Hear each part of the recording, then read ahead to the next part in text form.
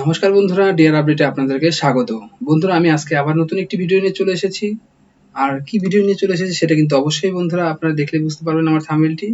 চলুন বন্ধুরা, আমি কিন্তু দেখিয়ে দিচ্ছি। হ্যাঁ বন্ধুরা, একদম ঠিকই দেখেছেন। বিএসএফ এ কিন্তু 1524 সাব ইন্সপেক্টর এবং হেড কনস্টেবল নিচ্ছে শুধুমাত্র উচ্চ মাধ্যমিক পাশে। তো বন্ধুরা, কবে থেকে ফর্ম শুরু হবে, কবে শেষ হবে, কি করে ফর্মটা ফিল আপ করবেন, কি কি পদ রয়েছে, কিভাবে আপনারা সবকিছু করতে পারবেন, যারা কিন্তু বন্ধুরা জয়েন্ট ইন্ডিয়ান আর্মি, জয়েন্ট নেভিতে যারা অ্যাপ্লাই করতে পারেননি, হয়তো ডেটটা মিস হয়ে গেছে, বা আপনাদের স্বপ্ন যে আমি দেশের হয়ে কাজ করব, তারা কিন্তু অবশ্যই কিন্তু বিএসএফ এর এই ফর্মটি আপনারা ফিল আপ করতে পারেন। এখানে কিন্তু বন্ধুরা প্রচুর ভ্যাকান্সি রয়েছে, 1524টা ভ্যাকান্সি রয়েছে এবং সাব ইন্সপেক্টর এবং হেড কনস্টেবল কিন্তু রয়েছে বন্ধুরা। তো চলুন বন্ধুরা দেখে নেবো যে এর কি কি জিনিসপত্র রয়েছে। আপনারা জানেন বন্ধুরা যে এরকম কিন্তু অ্যাড দেওয়া থাকে যে কতগুলো করে নেওয়া হবে বিভিন্ন রকম সংস্থায়, আপনারা কিন্তু দেখেছেন বা পেপারের মাধ্যমে দেখে থাকেন, সেরকমই আমি একটি প্রতিবেদন আপনাদের সামনে তুলে ধরছি। ঠিক আছে, তো বলুন চলুন দেখিয়ে দিচ্ছি আমি। দেখুন বন্ধুরা, আমি আন্ডারলাইন করছি, ঠিক আছে। 1524 সাব ইন্সপেক্টর হেড কনস্টেবল নিচে বিএসএফ, ঠিক আছে। তো আপনারা এটা আমি আগে দেখে নিয়েছেন। তো বন্ধুরা, একটা মজার বিষয় কিন্তু আপনাদের আমি শেষের দিকে বলবো, আপনারা মাথায় রাখবেন।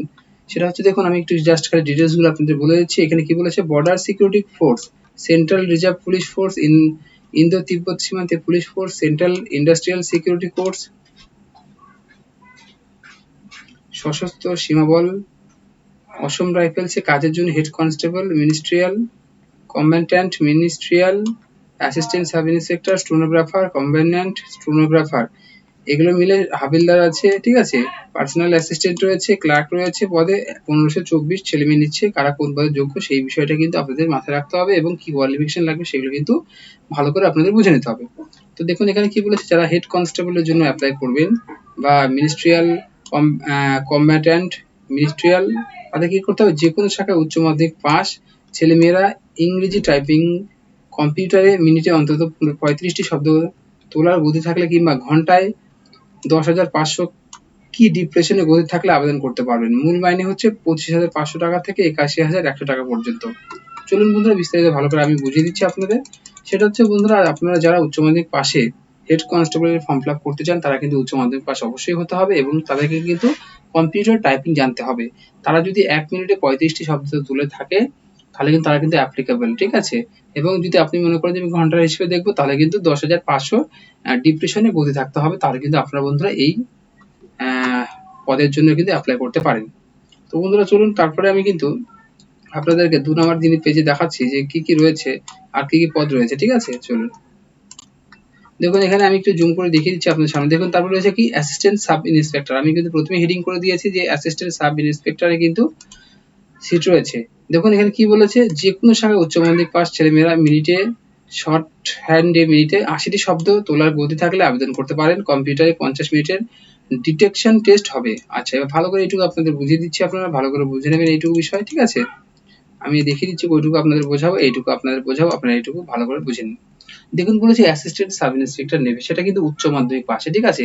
শর্ট হ্যান্ডে, অর্থাৎ আপনাদের কিন্তু দুই হাতে টাইপিং করতে হবে, অন্তত পক্ষে 80টি শব্দ তুলতে হবে। কত, অন্তত পক্ষে 1 মিনিটে আপনারা যদি 80টি শর্ট হ্যান্ড মিনিটে, অর্থাৎ 1 মিনিটে আপনি 80টি শব্দ তোলার গতি যদি থাকে আপনার, তাহলে কিন্তু আপনি এর জন্য অ্যাপ্লিকেবল, ঠিক আছে। কম্পিউটারে 50 মিনিটের ডিটেকশন টেস্ট হবে, অর্থাৎ 50 মিনিট একটা আপনাকে টেস্ট দেবে, যেটা কিন্তু আপনাদেরকে কিন্তু করতে হবে। তাতে যদি আপনি এটা করে কোয়ালিফাই করে যান, তাহলে কিন্তু আপনার স্যালারি আপনি পাবেন 29,200 টাকা থেকে, পে স্কেল রয়েছে 92,300 টাকা পর্যন্ত। তারপরে কিন্তু বন্ধু দেখো, তারপরে এখানে রয়েছে হচ্ছে হাবিলদার ক্লার্ক। এবার হাবিলদার ক্লার্কের এই বিষয়টুকু কিন্তু বন্ধুরা মাথায় রাখতে হবে, আমি বলে দিচ্ছি, ঠিক আছে। এখানে কি বলেছে, উচ্চ মাধ্যমিক পাস ছেলেমেয়েরা কম্পিউটারের ইংরেজি টাইপিং এ মিনিটে অন্তত 35টি শব্দ তোলার গতি থাকলে আবেদন করতে পারেন। অর্থাৎ কি বলেছে, এই হাবিলদার যদি আপনারা অ্যাপ্লাই করছেন, তাহলে আপনাদের অবশ্যই উচ্চ মাধ্যমিক পাস হতে হবে এবং কম্পিউটারে ইংরেজিতে টাইপিং মিনিটে 35টি শব্দ তোলার গতি থাকতে হবে। কম্পিউটারে কাজ চালানোর দক্ষতা থাকতে হবে, অর্থাৎ আপনি যদি কম্পিউটারে কাজ জানেন, অবশ্যই আপনার কিন্তু কম্পিউটারে একটা সার্টিফিকেট থাকতে হবে এবং আপনি দক্ষ, মানে আপনি কম্পিউটারে কাজ জানেন বা করতে পারেন ভালো মতো, তাহলে আপনি কিন্তু অ্যাপ্লাই করতে পারেন। বয়স কত হতে হবে, বয়স কিন্তু 18 থেকে 25 এর মধ্যে কিন্তু আপনাদের বয়স হতে হবে, এখানে কিন্তু দেখুন বন্ধুরা উল্লেখ করে দিয়েছে। তারপরে কি আছে দেখেন, ওয়ারেন্ট অফিসার, ঠিক আছে। ওয়ারেন্ট অফিসারেও কিন্তু উচ্চ মাধ্যমিক পাস। এরা এখানে কিন্তু কি বলেছে, কম্পিউটার মিনিটে 80টি শব্দ তোলার গতি থাকতে হবে, ঠিক আছে। এটারও বয়স 18 থেকে 25 বছর লাগবে। ঠিক আছে। এখানেও কিন্তু কি এই যে কম্পিউটারে যে ডিকটেশন টেস্ট দিতে হবে কিন্তু, ঠিক আছে, এটা ভালো করে মাথায় রাখতে হবে। টেস্টটা কিন্তু খুবই ইম্পর্টেন্ট, ঠিক আছে। দেখুন এখানে পরিষ্কারভাবে এইটুকু যে একটা পেজে লেখা রয়েছে যে সব পদের বেলায় কম্পিউটার অ্যাপ্লিকেশনের কাজে প্রাথমিক জ্ঞান থাকা দরকার। এছাড়াও শরীরের মাপযোগ হতে হবে ছেলেদের বেলায় অন্তত 165। ঠিক আছে। এবার একটা জিনিস কি বন্ধুরা, আমি আগেই বলে দিয়েছি যে প্রত্যেকটা যখনই আপনি ফর্ম ফিল আপ করছেন পদের জন্য, তাহলে কিন্তু আপনাদের কি করতে হবে, আপনাদের কিন্তু কম্পিউটারের সার্টিফিকেট 1 বছরের সার্টিফিকেট থাকলে অবশ্যই ভালো হয়, এবং আপনাদের কিন্তু প্রাথমিক জ্ঞান থাকতে হবে যে আপনি কম্পিউটারের মোটামুটিভাবে সবকিছু জানেন। ঠিক আছে, এই বিষয়টা থাকলে কিন্তু আপনি অগ্রাধিকার পাবেন। ঠিক আছে। তারপরে দেখুন কি আছে, যেমন এখানে কিন্তু একটা জিনিস রয়েছে, সেটা হচ্ছে কোন ক্যাটাগরিতে কতগুলো করে সিট রয়েছে সেই বিষয়গুলো কিন্তু এখানে দেওয়া রয়েছে। ঠিক আছে, এটা ভালো করে দেখে নেবেন। হ্যাঁ, এখানে সবগুলো সিট ভাগ করা আছে, এগুলো আপনারা ভালো করে দেখে নেবেন। আমি শুধু দেখিয়ে দেবো যে এই মেন যে অংশটা রয়েছে, এই মেন অংশটা কি করতে হবে। ঠিক আছে, দেখুন এখানে আমি ভালো করে বুঝিয়ে দিচ্ছি আপনাদেরকে, বুঝে নেবেন।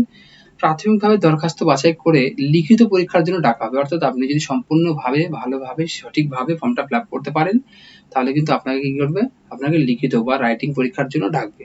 তারপরে কি হবে, পরীক্ষা হবে কলকাতায়, গুয়াহাটি, কদমতলা, হাজারিবাগ, আগরতলা, শিলং আর খুরদায়। অর্থাৎ আপনার যে পরীক্ষাটা দেবেন তার সেন্টারগুলো কিন্তু এই সেন্টারগুলো কিন্তু রয়েছে কলকাতা, ঠিক আছে, গুয়াহাটি, কদমতলা, হাজারিবাগ, আগরতলা, শিলং এবং খুরদার। এইগুলো কিন্তু আপনাদের যে টেস্ট পরীক্ষাটা হবে অর্থাৎ লিখিত পরীক্ষা হবে সেই সেন্টারের নাম। ঠিক আছে। এবার দেখুন বলেছে দরখাস্ত করবেন অনলাইনে 9 জুন থেকে 9 জুলাইয়ের মধ্যে। অর্থাৎ আপনাদের কিন্তু 1 মাস সময় দিয়েছে। আপনারা জানেন আজকে 12 তারিখ, আজকে 9 তারিখ থেকে শুরু হয়েছে, সামনের মাসের 9 তারিখ পর্যন্ত ফর্ম ফিল আপ হবে।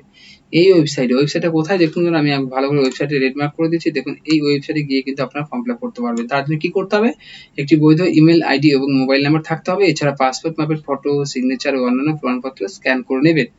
প্রথমে ওপরে গিয়ে ওয়েবসাইটে গিয়ে নাম, রোল নাম্বার এবং মোবাইল নাম্বার ও ইমেল আইডি দিয়ে ওয়ান টাইম রেজিস্ট্রেশন করতে হবে। তারপর রেজিস্ট্রেশন আইডি পাসওয়ার্ড পাবেন। ঠিক আছে, আরো বিস্তারিত তথ্য ওয়েবসাইট পাবেন। এবার আমি একটা বিষয় বলে দিচ্ছি, সেটা আপনারা ভালো করে মনে রাখবেন। এই যে এখানে যে লাস্টের যে অংশটা আপনাদের আমি শোনালাম, এখানে কিন্তু বলেছে 9 তারিখ থেকে শুরু হবে, হ্যাঁ, এবং হচ্ছে 9 তারিখে শেষ হয়। অর্থাৎ 9 জুন থেকে শুরু হয়, 9 জুলাই শেষ হবে। এখানে আপনারা ভালো মতো জানেন, সেটা হচ্ছে যে ফর্ম ফিল আপ করার সময় কিন্তু ফটো, সিগনেচার মাস্ট বি, অবশ্যই লাগবে। আপনারা ফটো এবং সিগনেচার, ফটো অবশ্যই রিসেন্ট পাসপোর্ট সাইজের ছবি আপনারা দেবেন। আর যেন চোখ মুখ ভালো করে বোঝা যায় সেই জিনিসটা ক্যাপচার ভালো করে করবেন, কারণ অনেকের ছবি এবং সিগনেচারের জন্য কিন্তু ফর্ম রিজেক্ট হয়ে যায়। আর একটা যেটা বিষয় রয়েছে সেটা হচ্ছে সব ডকুমেন্টস অরিজিনাল সাথে করে নিয়ে যাবেন, কারণ অনেক ডকুমেন্টস কিন্তু এখানে আপলোড করতে হবে। ঠিক আছে, উচ্চ মাধ্যমিক পাশে যেরকম আপনারা মার্কশিট নিয়ে যাবেন, ঠিক আছে, অ্যাডমিট কার্ড নিয়ে যাবেন, বা যদি বার্থ সার্টিফিকেট থাকে নিয়ে যাবেন, একটা আইডি প্রুফ নিয়ে যাবেন, ফটো এবং সিগনেচার এগুলো অবশ্যই নিয়ে যাবেন, বা কম্পিউটার সার্টিফিকেট যদি আপনার থাকে অবশ্যই নিয়ে যাবেন। এগুলো নিয়ে কিন্তু আপনারা ফর্ম ফিল আপ করবেন। প্রথমে যেটা বলেছে সেটা হচ্ছে রেজিস্ট্রেশন হবে, তারপরে সেই রেজিস্ট্রেশনের নাম্বার এবং পাসওয়ার্ড দিয়ে আপনার খুলে তারপরে আপনি কিন্তু ফর্ম ফিল আপ করতে পারবেন।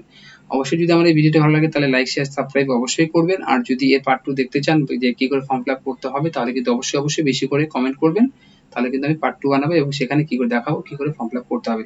অনেক ধন্যবাদ বন্ধুরা আমার এই ভিডিওটি দেখার জন্য। আশা করি আপনারা সুস্থ আছেন, ভালো আছেন। ধন্যবাদ।